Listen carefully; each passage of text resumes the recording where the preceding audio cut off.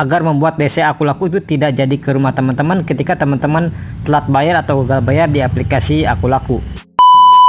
Assalamualaikum warahmatullahi wabarakatuh. Di video kali ini kita akan membahas pinjaman online Aku Laku. Ini sedikit tips dan trik untuk teman-teman yang gagal bayar di pinjaman online Aku Laku. Karena ciri khas dari DC Aku Laku atau DC pinjol-pinjol lain, kalau mau datang ke rumah itu mereka itu nggak pernah info-info ya teman-teman. Seringnya mereka itu tiba-tiba aja nongol di depan rumah teman-teman. Biasanya ya memang seperti itu ya teman-teman. Ancaman-ancaman seperti itu banyak kok ya teman-teman di luar sana yang gagal bayar di Aku Laku, terus kemudian mendapatkan ancaman yang sama dan dijanjiin misalkan datang jam 10 siang atau jam 12 siang ke rumah teman-teman, itu ternyata setelah ditunggu itu nggak ada. Jadi ini ada yang bertanya ya teman-teman, kemarin kalau misalnya gaji kita pas-pasan, kemudian gaji habis buat bayar pinjol dan ada kebutuhan untuk bayar sekolah anak atau biaya berobat dan lain sebagainya, yang memang itu adalah kebutuhan primer kita, ya lebih baik memang saran saya adalah galbay aja dulu ya teman-teman. Karena ya resiko pinjol kita sudah bisa ukur ya, resikonya sampai sejauh mana, paling slik OJK, terus kemudian bunga mentoknya juga sampai di mana. Sedangkan untuk masalah kebutuhan yang primer yang mungkin ya untuk makan, untuk sekolah, apalagi untuk bayar sekolah anak, ya itu juga yang paling utama sih ya menurut saya. Jadi kita bisa tahu gitu loh ya, setidaknya kita ngerti dulu resiko sampai di mana sih sehingga kita bisa mengambil langkah yang tepat. Jadi udah ada gambaran dulu resiko gagal bayar pinjaman online itu seperti ini. Nah sekarang kalau misalnya kita nggak bisa bayar sekolah anak, nggak bisa bayar berobat, resikonya akan semakin luas dan makin ribet teman-teman.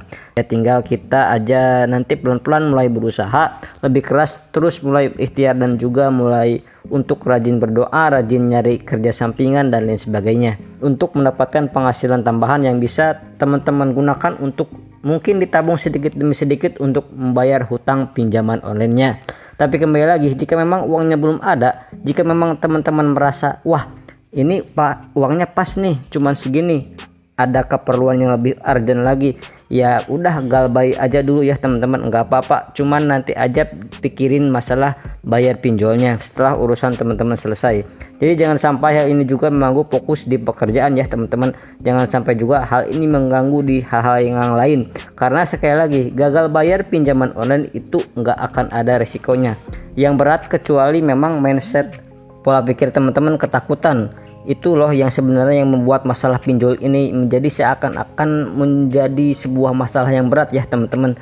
Takutnya debt collector datang ke rumah, ginilah, takut malu sama tetangga dan lain sebagainya. Teman-teman yang mempunyai pengalaman terkait debt collector pinjaman online, silahkan teman-teman bisa sharing-sharing informasinya di kolom komentar. Untuk para pengguna baru Aku Laku, yaitu pengajuan limitnya itu ditolak atau mungkin diterima nih, tapi cuma dapat 500.000 atau mungkin cuma 100.000, 200.000.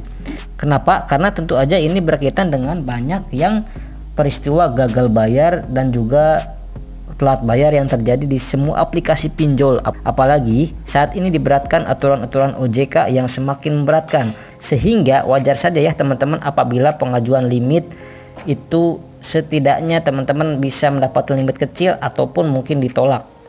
Dan apa saja sih pertimbangan aplikasi pinjol seperti Aku Laku ini, proses pencairan limitnya. Jadi perlu teman-teman ketahui, untuk menentukan limit nasabah yang baru itu perlu dilakukan oleh tim analisis. Jadi ketika mereka mulai menganalisa data teman-teman, terus kemudian tidak ditemukan masalah dan kelengkapan teman-teman seperti galbay di pinjaman online lain dan lain sebagainya, dan disesuaikan dengan penghasilan teman-teman tapi ditolak, berarti ada yang salah nih. Dan itu adalah salah satu contoh saja ya teman-teman.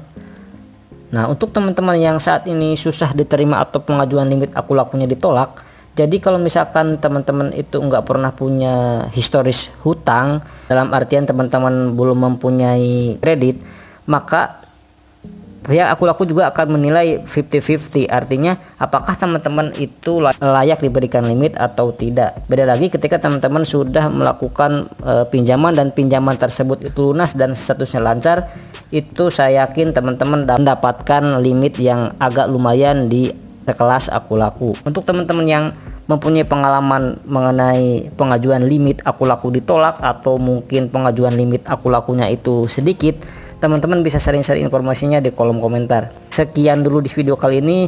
Mohon maaf bila ada salah-salah kata. Saya pamit. Wassalamualaikum warahmatullahi wabarakatuh.